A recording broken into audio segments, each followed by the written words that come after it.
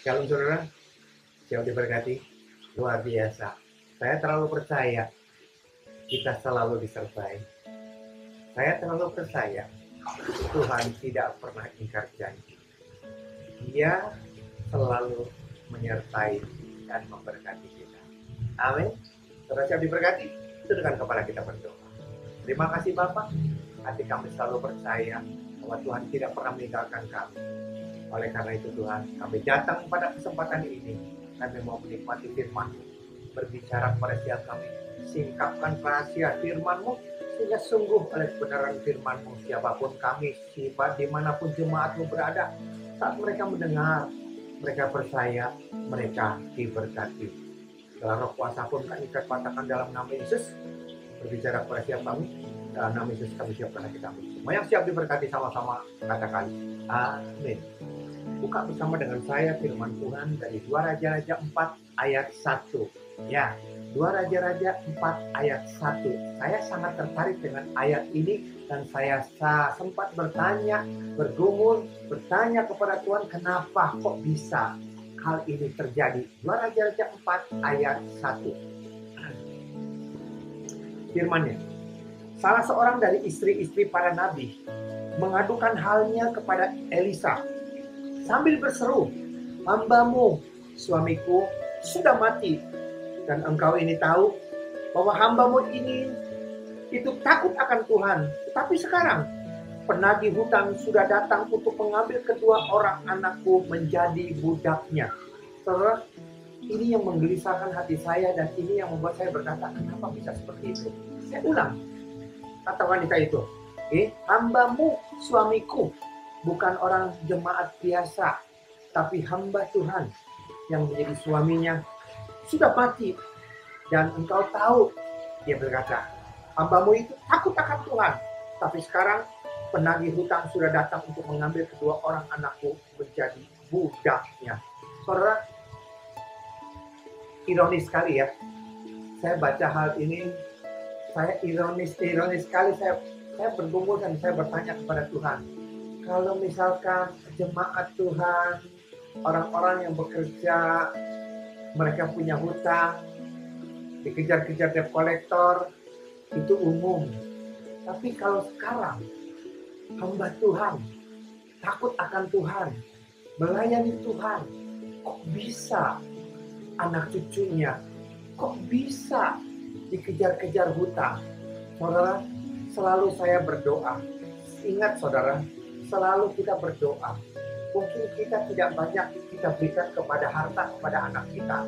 Tapi kita berdoa senantiasa supaya anak kita, jangan tinggalkan warisan.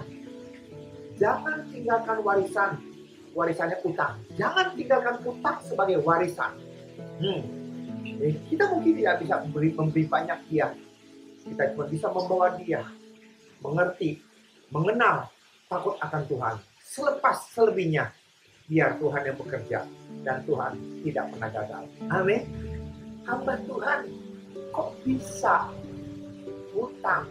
Kok bisa dikejar-kejar kalau sekarang itu seperti debt collector? Kalau dulu bukan debt collector, anaknya sebagai pegadaiannya untuk bayar hutang dijadikan budak. Saudara, harusnya saudara ya, harusnya kalau kita menang, kalau kita sudah menang dalam perkara roh, kita juga pasti menang dalam perkara keuangan. Saya ulang, kalau kita sudah menang di dalam perkara roh, kita juga harusnya menang dalam perkara keuangan. Kenapa bisa seperti itu? Karena perkara roh itu lebih daripada perkara-perkara dunia, apalagi uang. Dan firman Tuhan berkata, berkat Tuhanlah roh yang menjadikan kita kaya. Susah payah kekuatan kita, dia akan menambahinya. Itu yang Tuhan sudah siapkan. Dan firman Tuhan dengan indah, orang harusnya tidak seperti itu. Kalau kita sebagai nabi, orang percaya roh, kita tidak menang dalam perkara sekuler, dalam perkara-perkara rohani, dalam perkara-perkara keuangan. Itu harus dipertanyakan. Kenapa bisa seperti itu? Kita yang sudah melayani, Apalagi hamba Tuhan yang sudah melayani Tuhan, takut akan Tuhan, kok bisa gagal, kok bisa hutang. Juru khotbah saya kesempatan hari ini, kenapa orang percaya gagal? Saudara, kenapa orang percaya gagal? Kenapa orang percaya punya hutang? Gagal sampai anaknya harus digadaikan. Jadi tebusan buat bayar hutang. Saudara, sebagaimana Tuhan mengajar kepada setiap kita, kita yang kenal akan Tuhan, roh, tapi kita tidak bisa membuktikan kita menang dalam ekonomi. Bagaimana orang bisa mau datang kepada kita? Bagaimana orang bisa datang percaya kepada Tuhan? Tuhan yang luar biasa. Kita berbicara mengenai surga. Kita berbicara mengenai pengampunan dosa. Kita berbicara enak nikmat di surga. Tapi kenyataannya, kita hidup masih di dalam dunia. Jangan punya prinsip, gak apa-apa aku sengsara di dunia, yang penting aku ke surga. Saudara, kalau ada pilihan, kita diberkati, kita kaya di dunia, dan kita juga ke surga. Saudara pasti pilih yang itu. Dan kalau kita kaya di dunia, dan kita ke surga, bukankah itu bisa menjadi berkat? Bukankah itu bisa menjadi daya tarik? Dan bukankah itu yang membuat orang datang kepada Tuhan? Jangan sampai orang berpikiran seperti ini. Surga ya surga, tapi masalah kampung tengah. Surga ya surga, tapi kita kan masih di dunia. Surga ya surga, mana buktikan Tuhan itu luar biasa? Bagaimana mungkin Tuhan yang luar biasa di surga dan di dunia tidak bisa dibuktikan bahwa kita menang terhadap perkara-perkara jasmani, perkara-perkara keuangan, perkara-perkara ekonomi. Saudara, Tuhan Yesus datang ke dunia. Salah satu tujuannya adalah untuk membuktikan Dia yang dari surga, Dia yang berkuasa di surga, dan Dia juga yang berkuasa di dunia. Dia tidak berkata Dia berkuasa di dunia, dan Dia tidak bisa membuktikan. Kalau Dia tidak bisa membuktikan Dia berkuasa di dunia, kapan kita bisa tahu Yesus benar-benar berkuasa di surga? Nanti tunggu kita mati. Kalau benar, kalau tidak benar, artinya kita tertipu. Yesus tahu, makanya Dia datang ke dunia. Dia membuktikan bahwa Dia berasal dari surga. Dia berasal dari surga, dan Dia akan kembali ke surga. Dia berkuasa di surga, Dia juga berkuasa di dunia. Kita tidak perlu ke surga dulu. Di dunia kita bisa membuktikan bahwa Dia memang benar-benar berkuasa. Amin. Kita buktikan. Kita lihat Lukas 5 ayat 24. Lukas 5 ayat 24 firman Tuhan. Tetapi supaya kamu tahu bahwa di dunia ini Anak manusia berkuasa mengampuni dosa. Lihat, anak manusia Yesus. Jadi bukan saja Dia bisa mengampuni dosa nanti untuk kita bisa masuk ke surga. Di dalam dunia Dia pun bisa mengampuni dosa-dosa kita. Berkatalah ya kepada orang lumpuh itu, kepadamu kukatakan bangunlah, angkatlah tempat tidurmu dan pulanglah ke rumahmu. Saudara, akibat daripada dosa orang terbelenggu. Akibat daripada dosa orang bisa sakit. Akibat daripada dosa, dia terikat. Dan Yesus bisa melepaskan semua dosa itu. Mengampuni dosa. Siapa yang membuat terikat? Siapa yang membuat orang itu sakit? Setan, kuasa kegelapan. Dan Yesus berkuasa untuk mengusir setan. Di sini Tuhan mau membuktikan Dia yang berkuasa, Dia punya otoritas di surga. Dia juga yang sama punya otoritas di dunia. Di surga, setan kuasa iblis tidak punya kuasa sama sekali. Tidak ada di sana. Dan di dunia, benar-benar Dia buktikan setan tidak punya kuasa. Amin. Ya, kita sebagai orang percaya, kita percaya kita punya Tuhan luar biasa. Tetapi kenyataan dalam kehidupan kita sehari-hari, dalam dunia kita, dalam dunia pekerjaan, dalam ekonomi, dalam keluarga, kita harusnya jadi contoh. Jangan sampai ada orang berkata, dia rajin ke gereja ya, dia saleh ya, dia takut sama Tuhan ya. Kok bisa ya rumah tangganya berantakan? Kok bisa usahanya gagal? Kok bisa dikejar-kejar hutang? Mana mungkin orang bisa datang mengikuti kita? Karena mereka melihat contoh kita. Tidak seperti apa yang mereka harapkan. Mereka berkata gini, jangan ikuti dia. Jangan ikutin dia. Nanti kita jadi punya hutang. Jangan ikutin orang itu. Jangan ikutin orang percaya itu. Nanti kita punya hutang. Nanti kita gagal. Karena Tuhan cuma bisa bawa dia ke surga. Tapi Tuhan tidak mampu untuk memberkati. Kalau hal seperti ini terjadi dalam mereka. Saudara, bukankah ini merugikan? Tuhan tidak pernah punya rencana seperti itu. Jadi kenapa sih orang percaya gagal? Saya pelajari saudara. Kita lihat Mazmur 37 ayat 25. Dahulu aku muda. Pemazmur berkata, dahulu aku muda. Sekarang telah menjadi tua.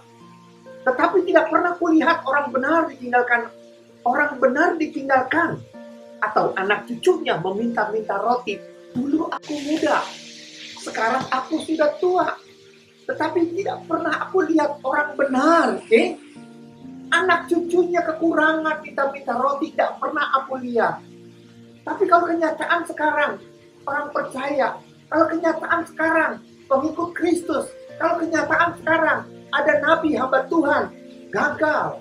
Hutang. Dikejar-kejar debt collector. Kenapa? Janji firman Tuhan. Dulu aku muda sampai sekarang tua. Apakah ini tidak berlaku lagi? Apakah itu hanya pemazmur saja yang bisa mengalami? No. Tuhan berkata, sampai putih rambutmu, aku tetap menggendong kamu. Luar biasa penyertaan Tuhan. Tetapi kenapa? Inilah masalahnya di sini, saudara. Lihat ayat 25. Okay? Dahulu aku muda, sekarang aku telah menjadi tua. Tetapi tidak pernah kulihat orang benar ditinggal atau anak cucunya minta roti. Kuncinya adalah orang benar.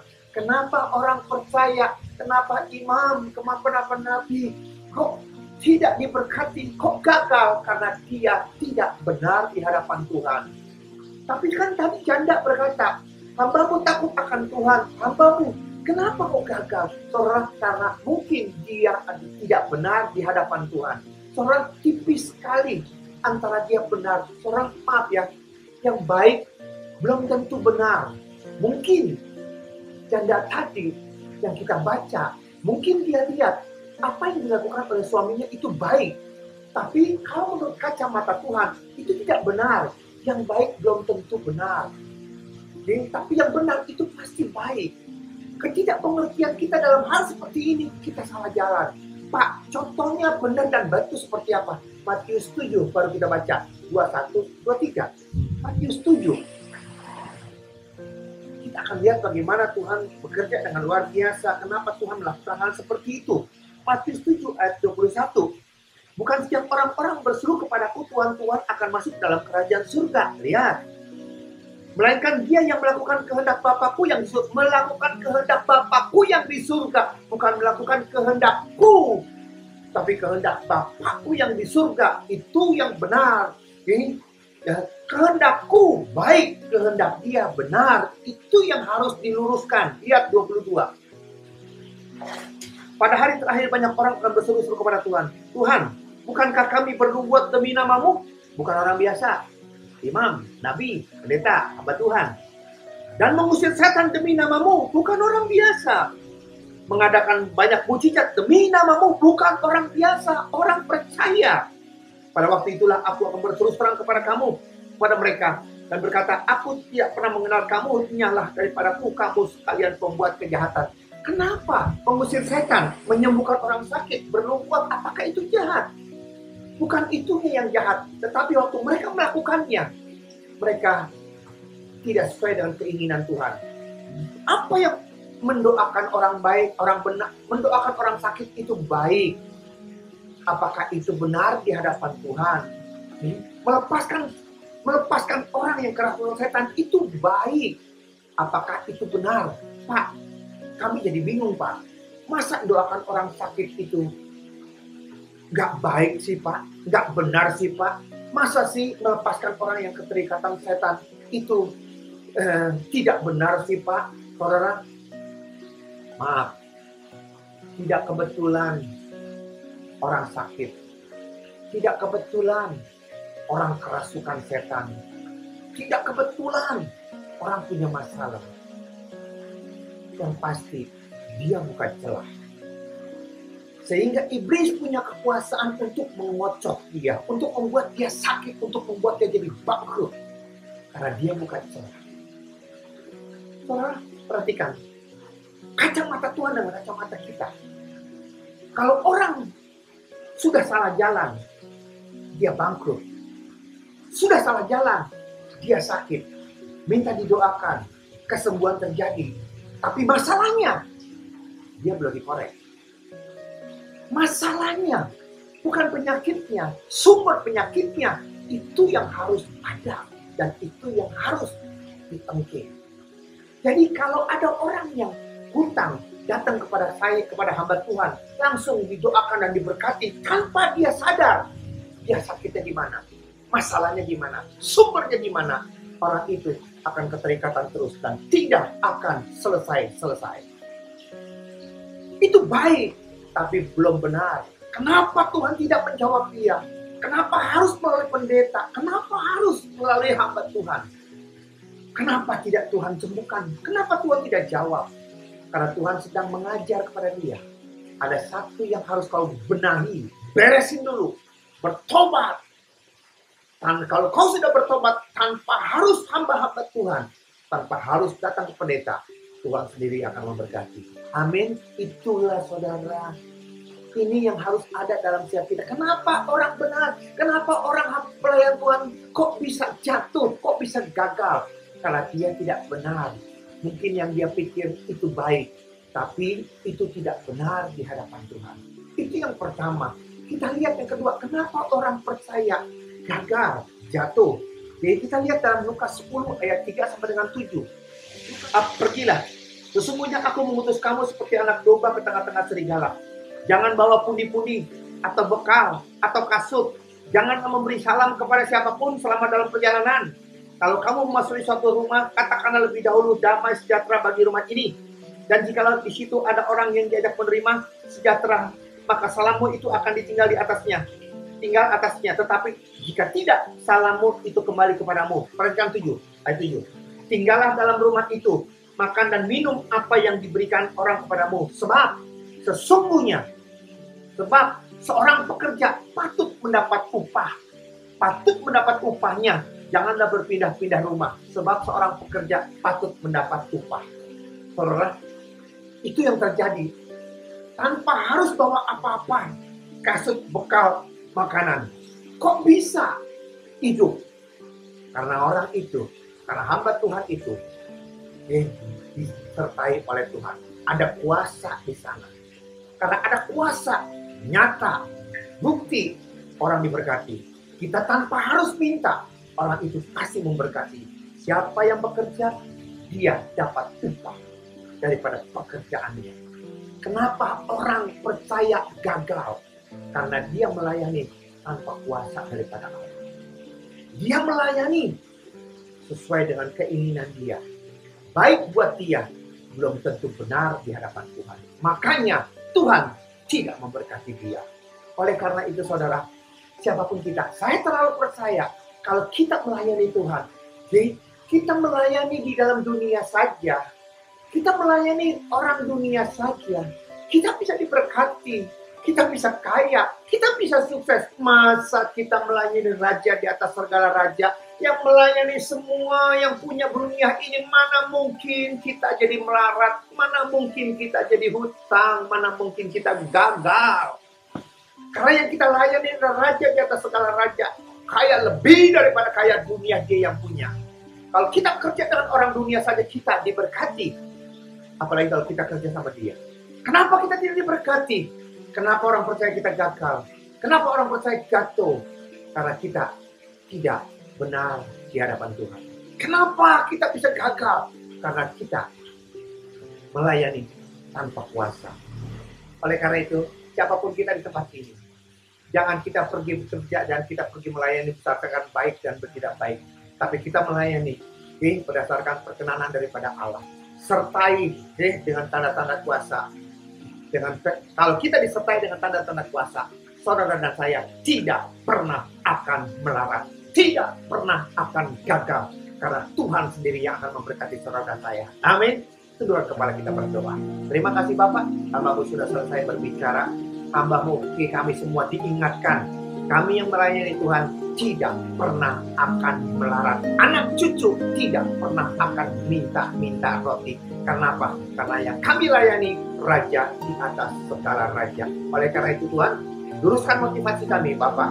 Sehingga apa yang kami lakukan bukan kehendak kami, tapi kehendak-Mu. Bukan apa yang baik buat kami, tapi yang benar di hadapan-Mu. Bukan kami Bapak untuk bergerak melayani, membawa kuasa-Mu, bukan membawa pengalaman kami, bukan membawa harta kami, tetapi membawa kuasa-Mu yang penuh dengan mujizat, yang penuh dengan hal-hal yang spektakuler. Terima kasih Bapak, berkati jemaat-Mu dimanapun mereka berada, sehingga waktu mereka melayani dimanapun mereka berada, dengan membawa hal seperti ini, mereka selalu naik tidak turun kepala dan bukan ekor, tidak utang, tidak gagal. Berkati negara kami, presiden, wakil presiden, gubernur, dokter, suster, dan semua jajaran sampai yang terendah. Tutup mulut negara kami dengan kuasa darah-Mu. Pulihkan ekonomi negara kami. COVID-19 sudah tidak punya kuasa lagi, sudah tidak aktif lagi. Karena ada orang benar yang berdoa senantiasa untuk negara kami. Terima kasih Bapak, dalam nama Yesus kami alaskan doa kami. Haleluya. Amin. Demikian saudara, firman Tuhan. Sampai jumpa dalam sesi akan datang. Tuhan Yesus berkati kita. Amin. Halo.